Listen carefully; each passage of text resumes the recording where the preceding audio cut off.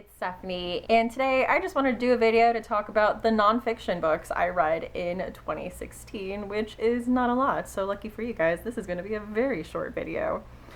And it has inspired me that 2017 needs to be a year where I read more nonfiction.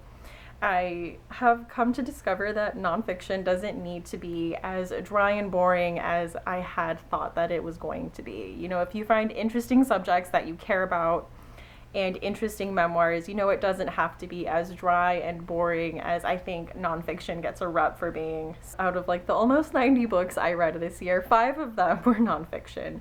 So I just wanted to do kind of a recap of all of them. The first one is in that genre of celebrity memoirs and essay collections, and this is Mindy Kaling's Is Everyone Hanging Out Without Me?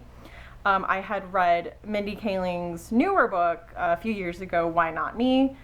So I read this one, and it was really interesting because Why Not Me covers more of her life kind of after she launched her show, The Mindy Project. So this was while she was still on The Office, and this was kind of more about her and growing up and her adolescence and her college years. So I just absolutely loved it. I love Mindy Kaling. I think she is hilarious. This was just a really funny essay collection. And it's the reason why I turn to like the funny women celebrity memoir genre when I have the time, because it is just funny and light, and I really enjoyed it. And I definitely felt like I got to know her, you know, in the way that you do when you read these things. The second nonfiction book I read this year was also a memoir, and it was actually a booktuber book.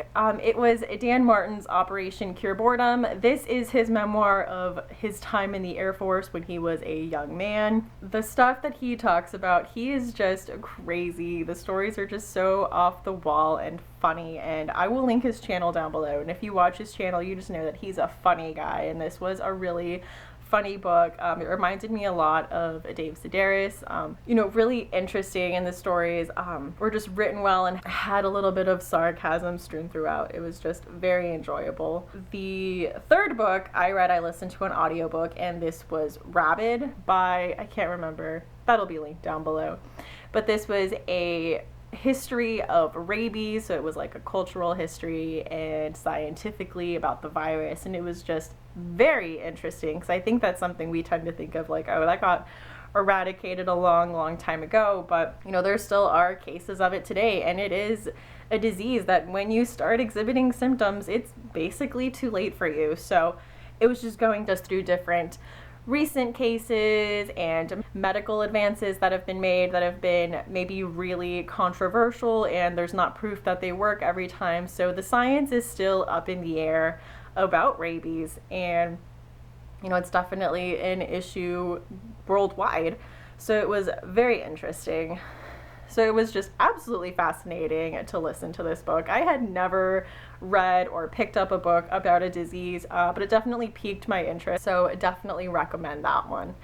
Fourth book that I read was a book about a show. This was Seinfeldia, How the Show About Nothing Changed Everything, and of course this was about Seinfeld.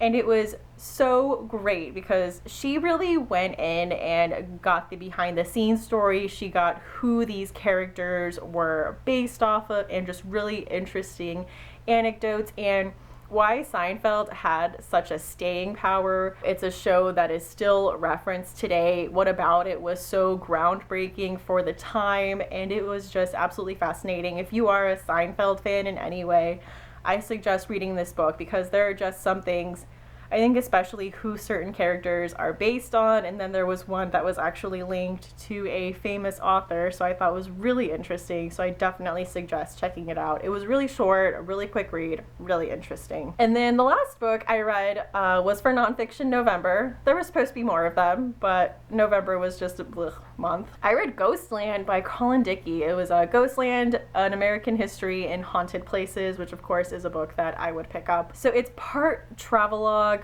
part, you know, history of these haunted places and the urban legends and the origins and what really happened. So he goes to places like the Winchester Mystery House and the House of Seven Gables, and even to some mental institutions and some haunted stores that have had, you know, those ghost hunter shows there before, and just really delved into like, why is there a legend of like these places being haunted? Why are ghost stories something that, you know, people need to explain what they don't understand? And it was just absolutely interesting. I would say if you're a fan of the lore podcast, you would 100% enjoy Ghostland, and that's also vice versa. If you really enjoyed Ghostland, I would suggest checking out the lore podcast, because it is the same thing, just an exploration of these urban legends and the history and what the roots of this lore behind these legends are. And it was just absolutely fascinating. Really enjoyed it.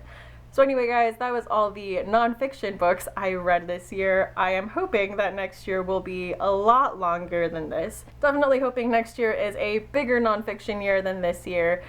If you have any recommendations for me based on those books that I told you that I really enjoyed, please let me know in the comments. And again, thank you so much for watching, and you have a great day. Bye!